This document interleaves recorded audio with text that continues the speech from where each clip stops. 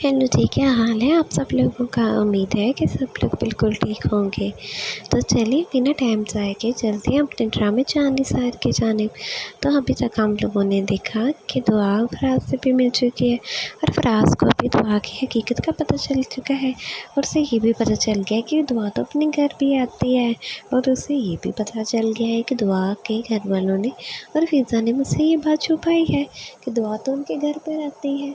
उसके बाद हम देखते हैं कि दुआ अपने घर वापस चली जाती है और अगले दिन जब फराज ऑफिस में गया होता है तो अचानक वहाँ पे दुआ आ जाती है।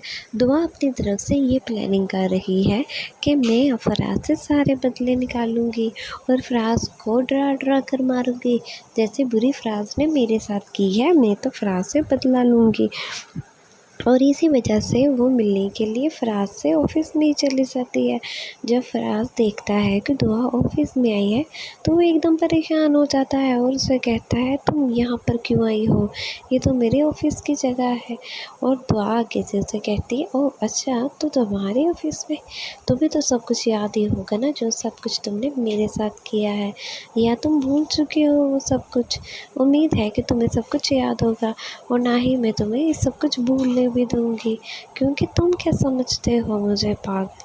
नहीं, मैं एक अक्लमंद इंसान हूँ जिसके साथ तुमने वो सब किया है, जिसका बदला मैं तुम्हें दूंगी। और तुम अभी दुआ की बहन यानी कि फिज़ा के साथ वो सब कर रहे हो। तुम्हें क्या शर्म नहीं आती? तुम्हें क्या शर्म नहीं आती?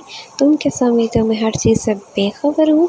तुम मेरी बहन के साथ जो सलूक कर रहे हो, मैं तुम्हें कभी माफ़ नहीं करूँगी इस सब के लिए। तुम लोगों ने क्या समझा था कि तुम मुझे उस अंधेरे में छोड़ दोगे और मैं कभी वापस नहीं आ सकती? मैं अब एक अमीर आदमी से शादी करके आ गई हूँ और तुम उसका कुछ भी नहीं बिगाड़ सकते।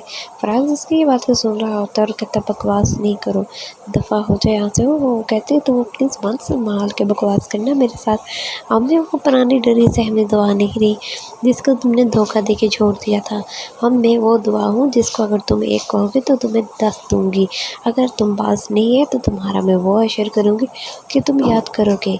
अभी इसी दौरान वो देखती है कि मैं फराज को कहती है कि मैं अब जिस ऑफिस में तुम बैठे हो ना, नौकरी करे एक नौकर की हैसियत से इस ऑफिस के, इस दफ्तर के, इस प्लाजे के मिल के मालिक की बीवी हूँ मैं, नौशेरवां गजनबी की। मैं हूँ दुआ गजनबी, दुआ नौशेरवां गजनबी। फराज जब ये सुनता है तो एकदम हैरान होता है और कहता है, शायद तुम पागल हो गई हो, बकवास बंद करो। तुम अपने आप को समझ कह रही है, तुम्हें पता है इसका मालिक कौन है? इसी दौरान वहाँ से पीछे से नौशेरवां आ जाता है। जब फराज नौशेरवां को देखता है तो बहुत ज़्यादा परेशान हो जाता है और नौशेरवां आके दुआ से कहता है, हाँ दुआ तुम यहाँ पर और इसके दफ्तर में? वो कहती है कि